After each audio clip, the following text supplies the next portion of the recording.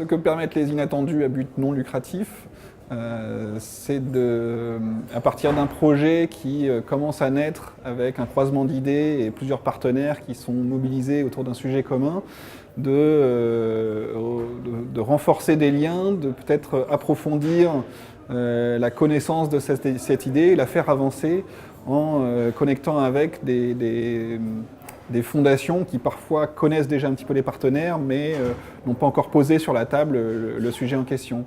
Et donc ça fait avancer l'idée, ça permet de mobiliser des nouvelles idées, des nouveaux points de vue, et de co-construire ensemble ce qui sera peut-être l'objet d'une action commune. Alors le fait que ce soit les fondations qui viennent se vendre plutôt que les projets, permet d'une façon très concrète effectivement de changer un petit peu la posture de chacun. Peut-être que ça nous met plus à l'aise en tant que porteur de projet. Et ça permet peut-être justement cette idée de pouvoir présenter des idées qui ne sont pas encore complètement établies.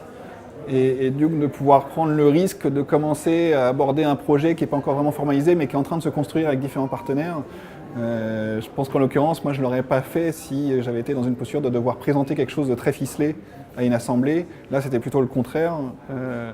Ça m'a permis la rencontre permet de réagir sur quelque chose qui n'est pas complètement ficelé et qui nécessite justement une co-construction.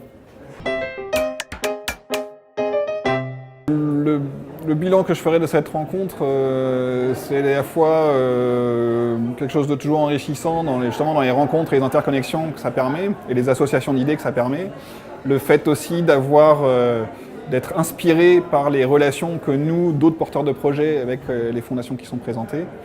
Et pour conclure, je dirais que malgré tout, je trouve que ça questionne, sur un plan plus politique général, la façon dont évolue le marché du social, entre guillemets, ou du développement social, ou du caritatif, ou de l'humanitaire d'une manière plus générale. Dans le sens où on est beaucoup dans une histoire de savoir bien présenter, donc faire des beaux emballages, et dans un climat comment dire, un univers de communication et de bons sentiments, d'émotions et de bonne présentation.